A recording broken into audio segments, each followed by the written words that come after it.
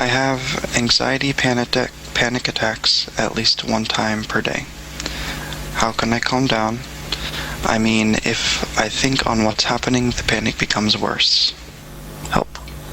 Well, this is one that I answer a lot in various forms, but it is especially good to answer these questions because this is a real life important question. It's not like what would happen if everyone became Buddhist and so on and so on. Because it's actually pertinent. It's actually an important question. It's not such an important question to know what would happen if X. Not to poke fun too much, but this is an important question, no? Because you have anxiety, and that's causing real problems in your life.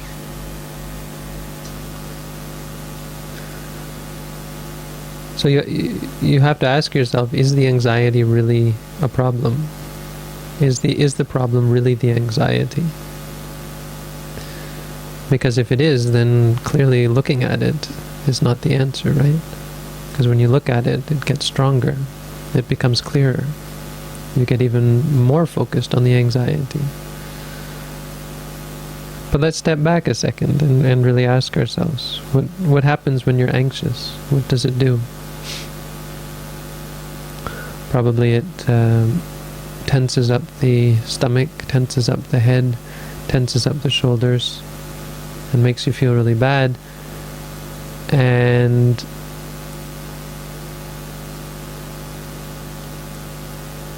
prevents you from interacting with other people, from carrying out your life. It might even lead you to do something desperate, hurt yourself, hurt other people. It'll cause you to, it'll prevent you from living an ordinary life.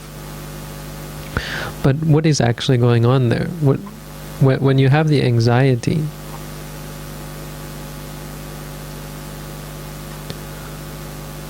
what is it that is preventing you from?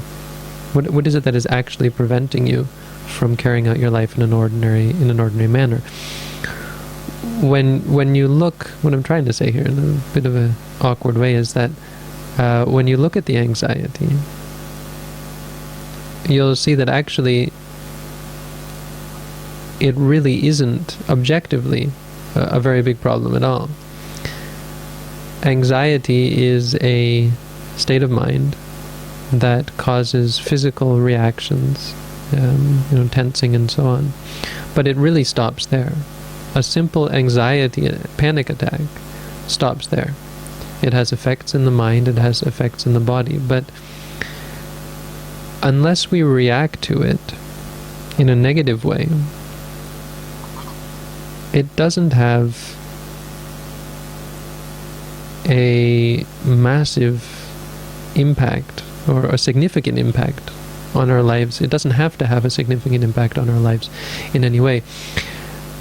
I used to have very strong panic attacks when I had to give a talk, when I had to get up on stage or anything like that.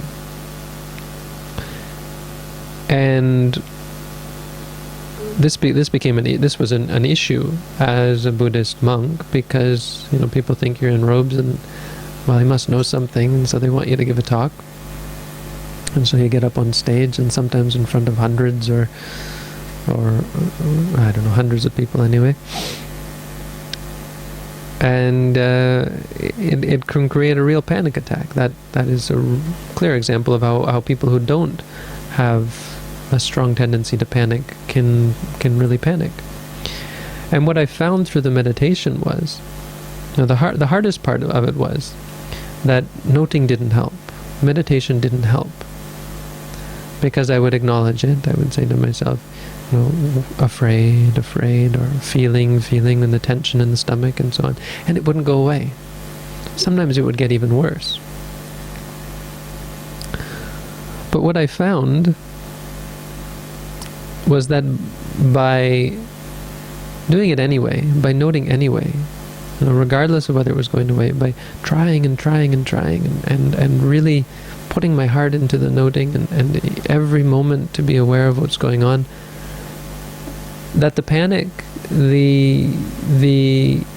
attack in general didn't get in my way, surprisingly enough, didn't get in my way in giving the talk. And sometimes I actually gave a better talk than when I was relaxed.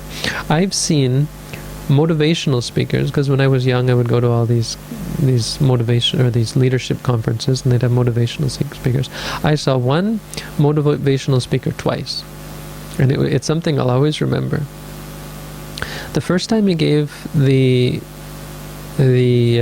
speech, I didn't know him, or I wasn't in close contact with him, but it was a big deal. He'd never been to this leadership conference before. This was his first time being invited, and so it seemed like he took it very seriously, and it was a brilliant talk. It was really something that inspired us all. The second time he came back to give a talk again, and I was, at that point, it was my second time or third time or whatever, and I was one of the organizers, and so I was talking with him, and I was really impressed by this guy, so I was sitting with him, and he was it seemed so high on his last appearance that he got overconfident. And he was sitting there telling me about how you just get up there and talk, it doesn't matter what you say, it always comes out right if you just let yourself talk, and so on. And he got up and he bombed totally. He really fell flat because he was expecting people to just he was expecting a positive reaction. And so he wasn't trying, he wasn't putting any effort into it, he wasn't being mindful, you might say. Of course, he didn't have a great knowledge of mindfulness. When you're worried, when you have stress, it's often easier to be mindful than when you're happy, right? This is why people come to Buddhism when they're suffering, because they really feel like they need an answer. And so this surprising thing led me to or helped me to understand what I've come to understand in general through the meditation practice, is that the biggest problem is not the experiences, even be they inherently negative experiences. It's our tendency to react to them, react negatively to a negative experience. The truth of it is, when you focus on the anxiety, or not just focus on it, when you recognize the anxiety as anxiety, the anxiety itself disappears. The anxious mind state is replaced by a mindful mind state. What doesn't disappear, and what fools you into thinking that you're still anxious, is the physical results of it, the physical manifestations of it, because they are not directly connected to one state of mind. It's like you've already set the ball rolling, and now you're feeling the effects of it. Now you're feeling the effects of the anxiety in the stomach, in the head, in the shoulders, feeling all tense, and that's what doesn't go away. The problem is we don't see that. We lose our confidence in the meditation practice, and we give it up, and we feel anxious again. We get worried about it. We say, it's not going away. And then we get anxious again. It's really, I don't have an answer. I don't know what to do. I still don't have a solution. And so it makes us anxious again. The anxiety comes up again, and we try to be mindful of it again, and we find that yes, the effects of it are still there, and so we think the anxiety is still there, and so on and so on.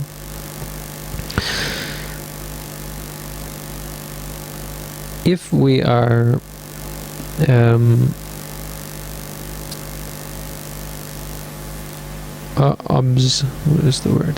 observant, we will be able to notice the difference. And you should try to notice the difference. Often you need this. You need a teacher to point it out to you, that the physical and mental are two different things.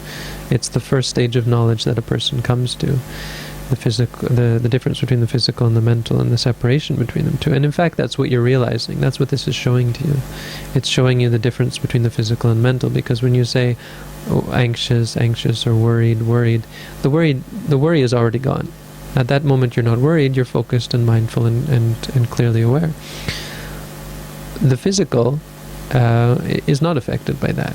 The physical will continue to rise. The physical is something separate from this. It is something that has already been affected by the past anxiety. What you should do at that point, when you still feel the effects of the anxiousness, is you should see them as physical and note them as well. The feeling in the stomach, feeling tense. If you react to it, disliking it, you should focus on this new mind state that has arisen, disliking. But this is what's going on. An anxiety attack is not just anxiousness. There's this entity that is there continuously. It's a whole bunch of things going on from moment to moment. Anxious, physical feeling, disliking the physical feeling, anxious again, and so on, and so many different things involved in there. There can be ego, the attachment to it. I'm anxious. There can be desire, the desire to be confident and impress other people, and so on. But certainly the meditation is working. The meditation is helping you to see that these things are not under your control. Neither the physical nor the mental is subject to your control.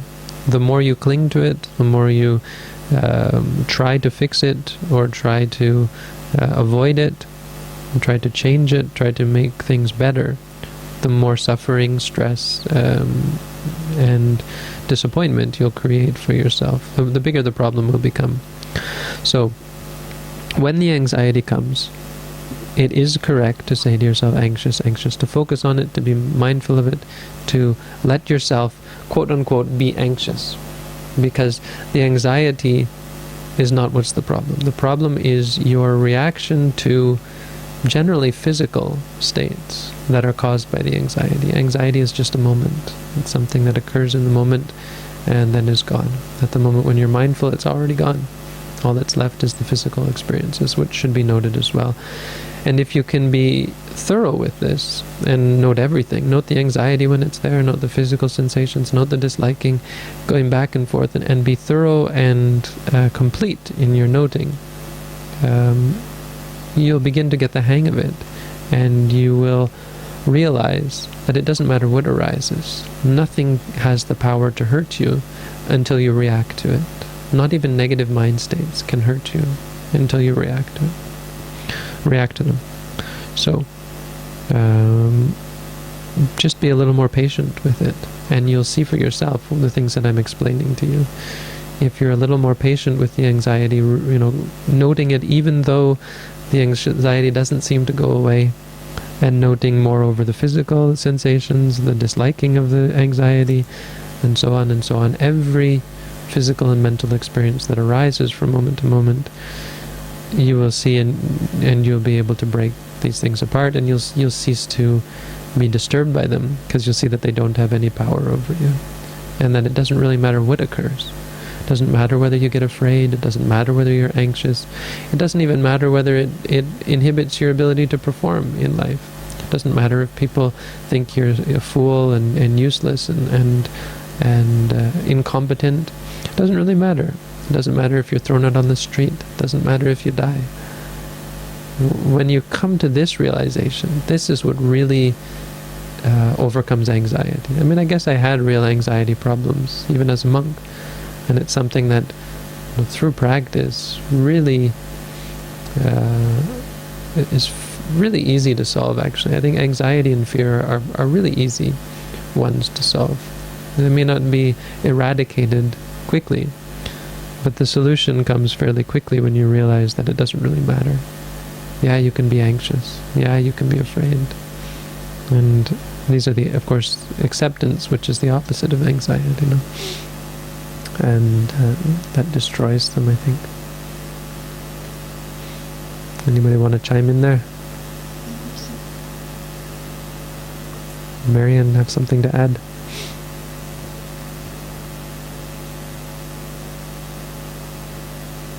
I was just going to say, I love how you answered this problem, and with the emphasis on patience and realizing that, all these petty little feelings that we have are just not that important. I was thinking of you when I said getting thrown out on the street.